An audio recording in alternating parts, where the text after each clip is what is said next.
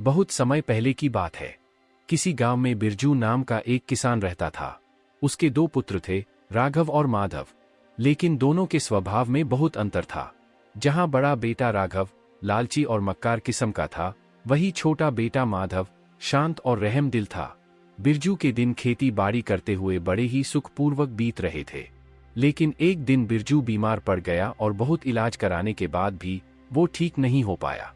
तो बिरजू समझ गया कि अब उसका अंतिम समय आ गया है। इसलिए उसने अपने दोनों बेटों को अपने पास बुलाया और कहा, मेरे बच्चों, अब शायद मेरा अंतिम समय आ गया है। मैं चाहता हूं कि मेरे बाद भी तुम दोनों भाई मिलजुल कर रहो और सुख चैन से अपनी जिंदगी बसर करो। इसके अलावा एक बात और थी जो आज तक मैंने तुम दोनों को नहीं बताई। वो ये कि किसी बुरे वक्त के लिए मैंने कुछ अशर्फियां जमा की थी, जिसे मैंने घर के पिछवाड़े वाले आम के पेड़ के नीचे गाड़ रखा है। अब वह तुम्हारे काम आएंगे। लेकिन मेरे बच्चों, मुझसे वादा करो कि उन अशर्फियों को तुम तभी निकालोगे जब तुम्हें उनकी सख्त जरूरत पड़े। उन दोनों के वायदा करने के बाद बिरजू बोला, अब मैं चैन से मर सकता हूं। इसके 2 दिन बाद ही बिरजू भगवान को प्यारा हो गया। दोनों बेटों ने पिताजी का अंतिम संस्कार कर दिया। पिता के गुजरने से छोटे बेटे माधव को बहुत दुख हुआ, लेकिन बड़े बेटे राघव को अपने पिता के मरने का जरा भी दुख नहीं था। उसकी आंखों के सामने तो सिर्फ अशर्फियां ही घूम रही थी। उस रात उसे नींद नहीं आ रही थी। वह करवटें बदल रहा था। आधी रात के बाद और भोर होने से पहले ही वह उठकर बैठ गया और सोचने लगा, माधव के उठने से पहले ही मुझे अपना काम पूरा कर लेना चाहिए, वरना फिर ऐसा मौका नहीं मिलेगा। यह निश्चय करके उसने कुदाल उठाई और घर के पिछवाड़े उस पेड़ के नीचे जा पहुंचा जहां पर अशर्फिया गड़ी हुई थी। कुछ ही क्षणों में उसने जमीन को खोदकर अशर्फिया बाहर निकाल ली। अशर्फियों को देखकर वह सोचने लगा, अब शायद जीवन में मुझे किसी चीज की कोई कमी नहीं होगी। उसने तुरंत अशर्फियों का घड़ा उठाया और एक सुरक्षित दूसरी जगह पर छुपा दिया और फिर आराम से वापस आकर अपने स्थान पर लेट गया। जब सुबह हुई तो छोटा भाई माधव अपने बड़े भाई राघव को जोर जोर से उठा रहा था। भैया जल्दी उठो, गजब हो गया।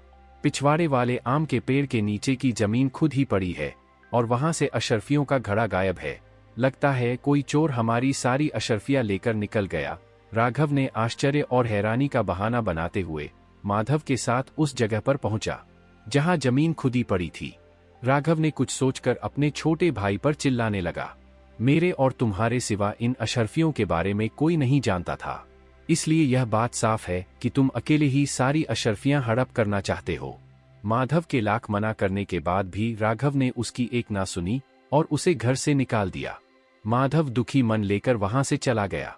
उसके मन में कई तरह के विचार चल रहे थे। एक विचार यह भी आया कि कहीं भैया ने ही यह सारा धन हथियाने के लिए कोई चाल तो नहीं चली।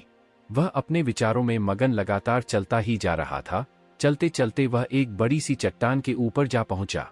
अब रात हो चुकी थी और चारों तरफ अंधेरा होने लगा था। उलझन में पड़ा माधव यह सब बातें सोच ही रहा था कि तभी उसके कानों में कुछ आवाज आई, यह 2000 तुम्हारे और यह 2000 मेरे।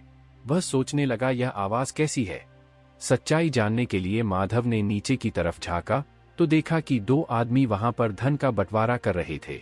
माधव को यह समझते हुए देर ना लगी कि ये दोनों चोर हैं और चोरी का धन ही आपस में बांट रहे हैं। फिर पूरे धन का बंटवारा करने के बाद उन्होंने थोड़ा सा धन अपने खर्चे के लिए निकाल लिया। बाकी का बचा हुआ धन एक घड़े में भरकर और वही पास के बड़े से पत्थर के नीचे गाड़ दिया और उसके बाद वो दोनों वहां से चल दिए। उनके जाने के बाद माधव ने वो गड़ा हुआ धन निकाल लिया और विचार किया, यह स्वर्ण मुद्राएं चोरी की स्वर्ण मुद्राएं हैं। इन्हें साथ में ले जाना ठीक नहीं होगा। इन्हें यहीं पर गाड़ देता हूं और कभी जरूरत पड़ने पर इन्हें निकाल लूंगा। यह सोचकर माधव ने वह स्वर्ण मुद्राएं से भरा घड़ा वहीं पर एक पेड़ के नीचे गाड़ दिया। रात वहीं बिताकर वह सुबह होते ही अपने रास्ते पर चल पड़ा। दोपहर होते होते वह एक जंगल से गुजर रहा था कि तभी कुछ लुटेरों ने उसे घेर लिया।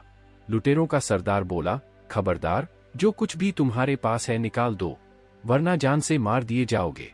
माधव डर के मारे बोला, भाइयों, मैं तो खुद एक मुसीबत का मारा हुआ आदमी हूं, मेरे पास धन भला कहां से आएगा। माधव की बात सुनकर लुटेरों का सरदार बोला, झूठ बोलता है, इसकी तलाशी लो। किंतु तलाशी लेने के बाद जब वास्तव में उन्हें माधव के पास कोई कीमती वस्तु प्राप्त नहीं हुई तो सरदार क्रोध से चिल्ला उठा, कोई बात नहीं, अगर इसके पास पैसे नहीं है तो भी यह हमारे काम आएगा। इसे अपने अड्डे पर ले चलो, देवी माँ को इसकी बलि चढ़ाई जाएगी। यह सुनते ही माधव के होश उड़ गए। उसके बाद डाकू माधव को उठाकर अपने साथ अपने अड्डे पर ले आए।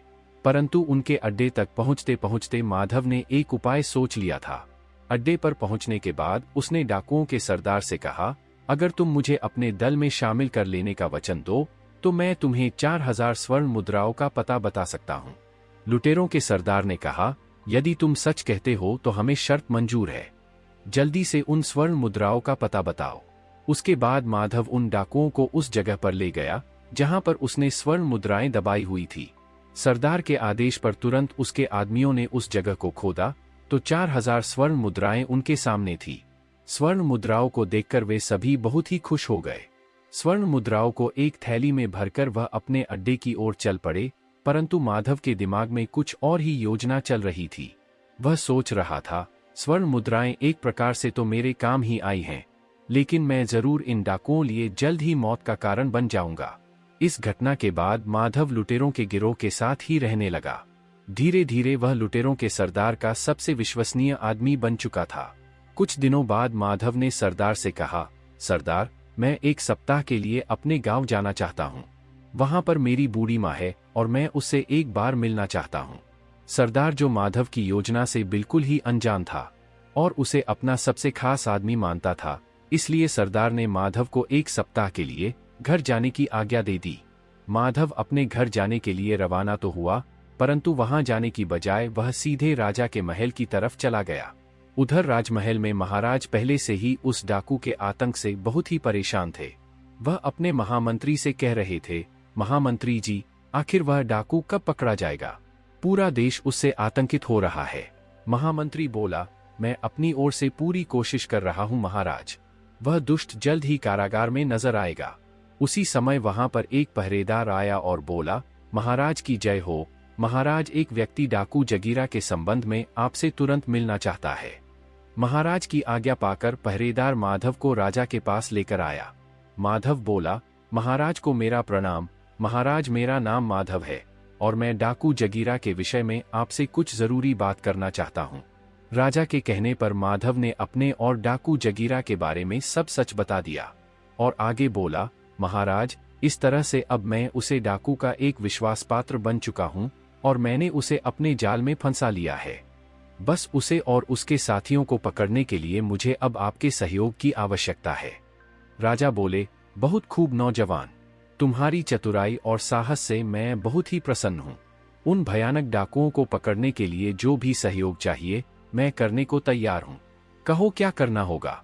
माधव बोला, महाराज, कल रात के समय आप अपने कम से कम 500 सिपाहियों को मेरे साथ भेजें और मैं उन सभी को उन डाकुओं के अड्डे पर ले जाऊंगा, जहां पर वे सैनिक डाकुओं पर आक्रमण कर देंगे और उस गिरोह के सभी लोगों को गिरफ्तार कर लेंगे। महाराज बोले, बिल्कुल ठीक, तुम्हारी सलाह बिल्कुल उचित है। तो यह तय रहा कि हम कल रात को अपने सैनिकों को तुम्हारे साथ भेजेंगे। तब तक तुम यही राजमहल में हमारे शाही मेहमान बनकर रहो। और उसके बाद माधव अपनी योजना के अनुसार रात के समय सैनिकों को लेकर डाकुओं के अड्डे पर पहुंच गया। सैनिकों के टुकड़ी ने डाकुओं पर आक्रमण कर दिया। कुछ ही देर में सैनिकों ने सभी डाकुओं को गिरफ्तार कर लिया और कुछ डाकू मारे भी गए। उन सभी को महाराज के सामने प्रस्तुत किया गया। वहां पर माधव को देखकर डाकुओं का सरदार मन ही मन में सोचने लगा, कितना बड़ा धोखा हो गया। इस शैतान के बच्चे माधव ने हमें कहीं का नहीं छोड़ा। अगले दिन दरबार में सभी दरबारी और मंत्रियों से विचार विमर्श करने के बाद राजा ने उन सभी डाकुओं को एक ही सजा सुनाई। इन सभी खूनी दरिंदों को हम मौत की सजा देते हैं। इसके बाद राजा ने माधव से कहा, माधव, तुम्हारी बहादुरी और वीरता से हम बहुत ही प्रसन्न हैं। आज से हम तुम्हें अपना सेनापति नियुक्त करते हैं। दूसरी तरफ बड़ा भाई राघव अपने आप को बुरे कामों में बर्बाद कर रहा था। उसे जुआ खेलने की बुरी लत लग चुकी थी। वह शराब और जुए में अपना सारा पैसा बर्बाद कर चुका था। हालात यहाँ तक आ चुके थे कि उसके पास खाने के लिए अन्न का एक दाना तक नहीं था। पूरे गांव में वह इतना बदनाम हो चुका था कि उसे गांव में कोई काम भी नहीं दे रहा था। इसीलिए उसने निश्चय किया कि इस गांव में भूखा मरने से अच्छा है कि मुझे किसी नगर में जाकर अपने लायक काम तलाशना चाहिए। इस तरह से वह इस राज्य की राजधानी में आ पहुंचा। यहाँ पहुंचकर वह एक सेठ की दुकान में गया और सेठ जी से बोला, सेठ जी कोई काम मिलेगा। सेठ जी ने राघव को ऊपर से नीचे तक देखा और फिर बोले, अरे भाई तुम तो चेहरे से ही चोर उचक्के लगते हो, भला तुम्हें कोई क्या काम देगा। मुझे माफ करो भाई और यहाँ से जाओ। राघव सोचने लगा, अब लगता है यहाँ पर भी ईमानदारी से कोई मुझे काम नहीं देगा। अब तो पेट भरने के लिए मुझे चोर ही बनना पड़ेगा। तभी उसकी नजर सेठ के समीप ही रखी हुई एक थैली पर पड़ी। उसने सोचा अवश्य ही वह स्वर्ण मुद्राओं की थैली होगी। उसने झपटकर वह थैली उठा ली और तुरंत वहां से भाग गया। सेठ के चोर चोर चिल्लाने पर कुछ सिपाही राघव के पीछे भागे।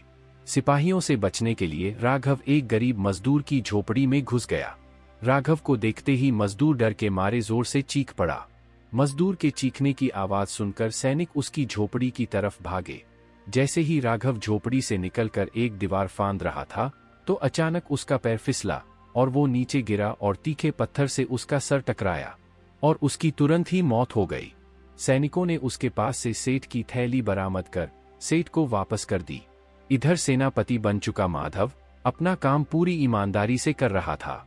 एक दिन महाराज ने माधव को बुलाया और कहा, माधव तुम एक बहादुर, नेक, बुद्धिमान और दयालु आदमी हो। मैं चाहता हूं कि राजकुमारी के साथ तुम्हारा विवाह कर दिया जाए।